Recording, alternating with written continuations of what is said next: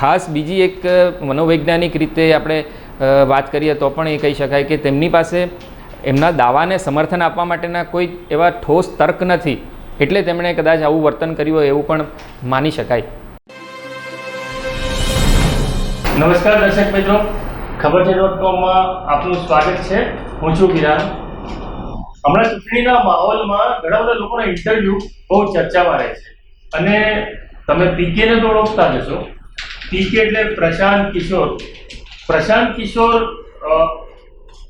એવું નામ છે કે જે લગભગ બધા લોકો ઓળખે છે. એને એવું કહેવાય છે કે મોડર્ન ચાણક્ય છે. આ આધુનિક જમાનામાં ચૂંટણીઓ જીતાડવા માટે એ વ્યક્તિ શોર્ટ ચૂંટણીઓ બધાને જીતાડી દે છે એવું લોકો કહે છે.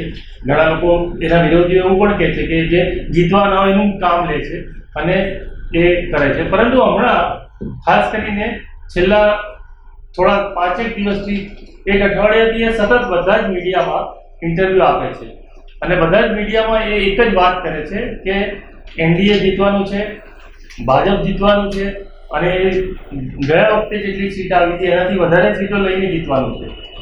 પરંતુ જ્યારે એના ઇન્ટરવ્યૂમાં એને પૂછવામાં આવે છે તો એનો કોઈ આધાર પુરાવા બરાબર નથી આપી શકતો. એમ કહે છે કે આમ જ, અને ગુસ્સે થઈ જાય છે વારંવાર. ખાસ કરીને જે પ્રશાંત કિશોર શાંતિથી વાત કરતો, બહુ પ્રેમથી વાત કરતો, એ વારંવાર ગુસ્સે થઈ જાય છે. કેમ ગુસ્સે થઈ જાય છે?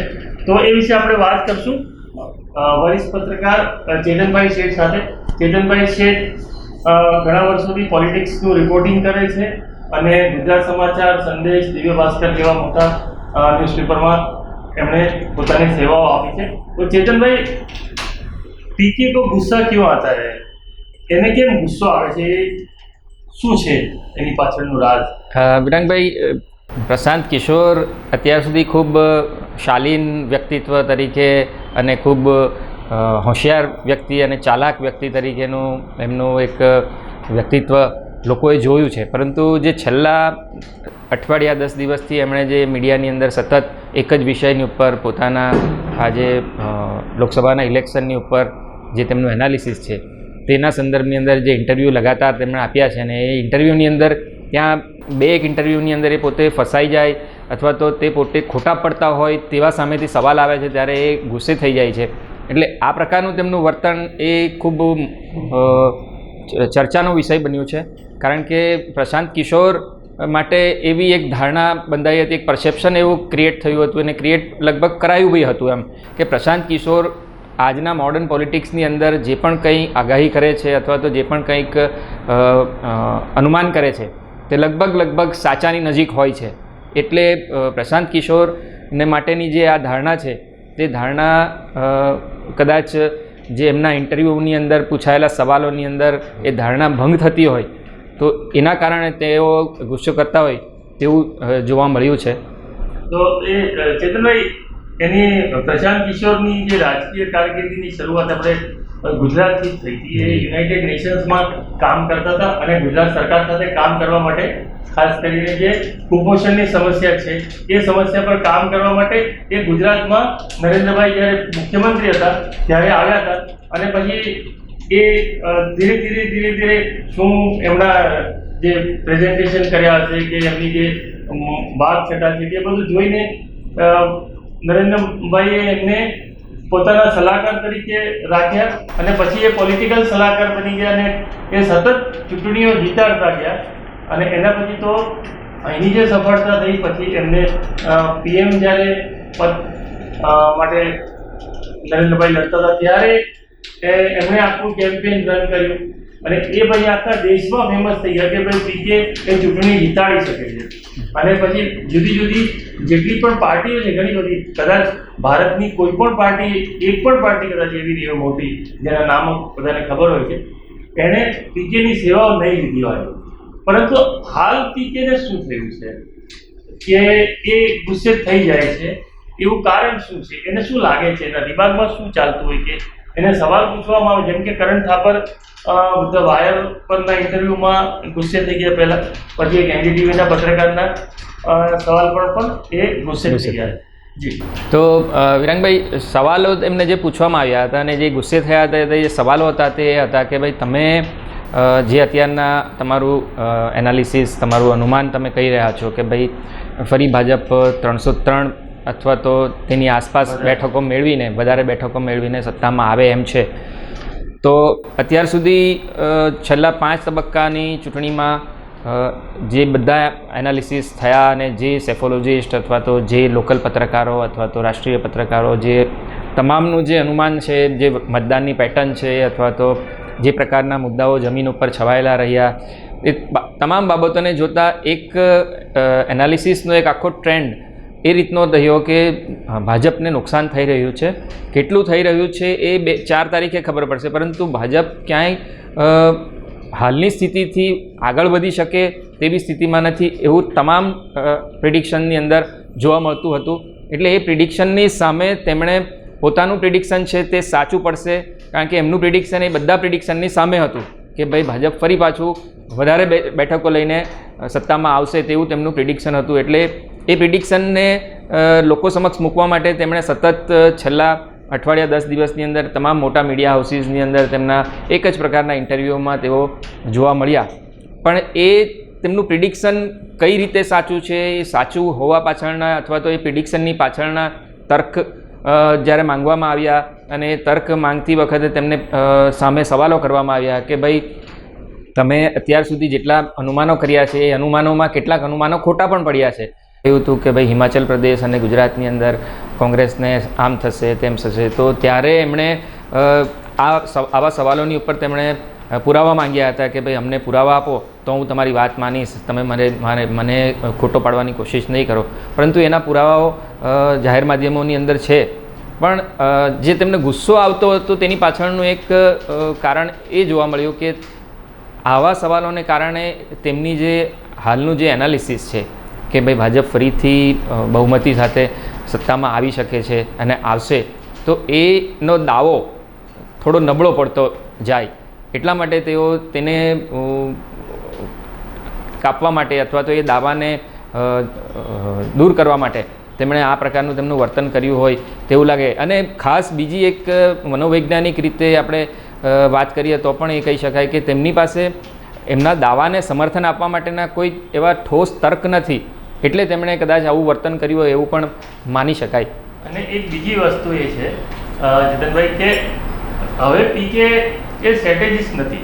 એમણે જાહેર કર્યું વર્ષ પહેલાં જ એમણે એવું જાહેર કર્યું કે ભાઈ હું આઈપેક નામની જે સંસ્થા એમણે બનાવેલી કે જે બધા લોકો ચૂંટણીઓ જીતાડવા માટે જે કામ કરતી હતી લોકોને, એ આઈપેક સંસ્થામાં હવે હું નથી અને હું હવે જન સુરાજ એક પાર્ટી કહો તો પાર્ટી પોલિટિકલ સંગઠન એ નામે એ બિહારમાં સતત રેલીઓ કરે છે, બધી જગ્યાએ પદયાત્રાઓ કરે છે.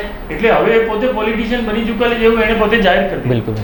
હવે જો એ પોતે એવું જાહેર કરે છે કે હું પોલિટિશિયન બની ગયો, તો એ પોતે કોણ જીતે છે એ બીજેપીમાં નથી, એ કોંગ્રેસમાં નથી, તો એ કોને જીતાડવા કોને હરાવવાની વાત શું કામ કરે છે એવા લોકોને સવાલ થાય. બિલકુલ. હવે એ રાજકારણી છે. બિલકુલ. હવે એ સ્ટ્રેટેજિસ્ટ નથી. બિલકુલ. હવે એ પણ એક આગેવાન છે, એ પણ એક સંગઠનનો આગેવાન છે. ભલે ઇલેક્ટોરલ પોલિટિક્સની અંદર નથી, પરંતુ એ માસ સંગઠન, માસ પીપલને સાથે જોડાયેલું એક સંગઠનનો આગેવાન છે. એટલે હવે એ સેફોલોજીસ્ટ કે એવી તેમની સ્ટ્રેટેજિસ્ટ, પોલિટિકલ સ્ટ્રેટેજિસ્ટ નથી. એટલે પછી એની બધી કહેલી વાતો એને લોકો કાઉન્ટર કરવાના છે. બિલકુલ.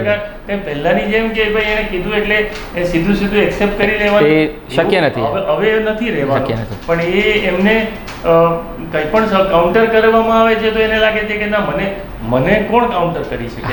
એ એટીટ્યુડ છે કે મારી વાતને તમે કેવી રીતે નથી સ્વીકારતા. બરાબર છે.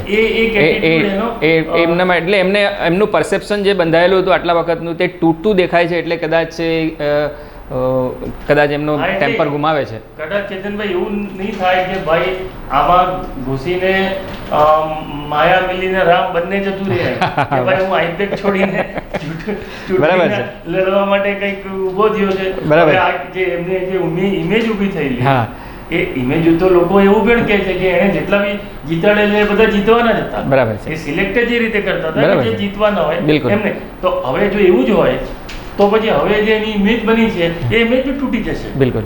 કારણ કે એ દરેક વખતે કંઈ સાચી એટલે ના તો પેલું ત્યાં કંઈક થાય ને અહીંયા કંઈક થાય. બરાબર છે. એટલે બિચારા એની ઇમેજને ધક્કો લાગે હા. એવું લાગે છે. બિલકુલ. એટલા માટે કદાચ એ પ્રશાંત કિશોરને હમણાં સુધી એવું જ માનતા હતા કે ભાઈ એ બધું કે ચાણક્ય છે, આ છે, તે છે, ને ઘણીવાર એમની વાત તો સાચી પણ નીકળી છે. જે બંગાળની અંદર એમણે કીધું હતું કે ભાજપને 100 સીટ બી નહીં આવે ને ખરેખર નહીં જ આવી, અને એ વાત સાચી છે. ને પણ ત્યારે વિરાંગભાઈ ત્યારે એમણે એ તર્ક આપતા હતા, એ વાત ત્યારે એમની જે વાત હતી તેની સાથે એ તર્ક આપતા હતા કે ભાઈ બંગાળમાં ભાજપ શા માટે 100થી ઉપર નહીં જાય, તો કે જે બંગાળની અંદર કોંગ્રેસ અને લેફ્ટની જે વોટ બેંક છે તે શિફ્ટ થઈને જઈ રહી છે ટીએમસી તરફ, તો એના કારણે ભાજપને 100થી વધારે સીટ નહીં મળે, એ એમનો તર્ક હતો, એ ગળે ઉતરે એવો હતો. આમાં બી એ તર્ક એવું આપે છે, એ એવું કહે છે કે મેં જે ભારત દેશ છે આખો, એ ભારત દેશને 2 ભાગોમાં વહેંચ્યો છે.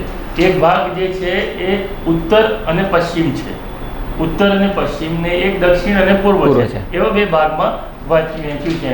અને એમ કે એ ભાગમાં જ્યારે ઉત્તર અને પશ્ચિમની અંદર ભાજપને 50 સીટોની લગભગ 50થી ઓછી સીટો હજુ ઘટી જશે એવું કહે છે. બરાબર. એટલે જે ઘટેલી 50ની સીટો છે તે એ દક્ષિણ અને પૂર્વમાંથી રિકવર કરી લેશે. બરાબર. એમ પણ જ્યારે એમને પૂછવામાં આવે છે કે કઈ સીટો ઘટશે અને કઈ સીટો રિકવર કરશે, એ નથી બતાવતા. બરાબર છે. એટલે પત્રકાર પૂછે છે કે ભાઈ કઈ સીટો, તેમ કે એ કોઈ નહીં બતાવો. એટલે જ્યારે એ સવાલ પૂછવામાં આવે છે પછી એમને ગુસ્સો આવે, એટલે આધાર પુરાવા નથી એટલે એમને એમ છે. પણ એટલે ઓવરઓલ આપણે જો આને કન્ક્લુઝન કરીએ, આનું સમઅપ કરીએ ચર્ચાનું, તો એવું કહેવાય છે કે એક વ્યક્તિ બહુ એનું નામ થઈ જાય છે પોતાના ક્ષેત્રમાં, અને પછી એ એવું ઈચ્છે છે કે એનું નામ સદા કાળ રહેશે, અમર રહેવું જોઈએ, અમર થઈ જશે એવું. પણ એવું અમર થાય એવું કંઈ હોતું નથી, બિકોઝ કે સમય બદલાય છે, એવું એ રીતે લોકોનું પરસેપ્શન બદલાય છે. એ મીડિયાની હાઈપ હતી, કદાચ મીડિયાએ એને એટલો મોટો બનાવી દીધેલો જેટલો હતો નહીં, અને હવે જ્યારે મીડિયા ધરાતલ પર લાવે છે એને, તો એને ખરાબ લાગે છે, અને ખરાબ લાગે છે એટલે એ ગુસ્સે થાય છે. બાકી બીજું કોઈ કારણ તો મને બીજું કારણ નથી. બરાબર છે, બિલકુલ આ જ કારણ છે. તો ખૂબ ખૂબ આભાર. આપણે ફરીથી મળતા લઈશું જુદા જુદા વિષયોને લઈને.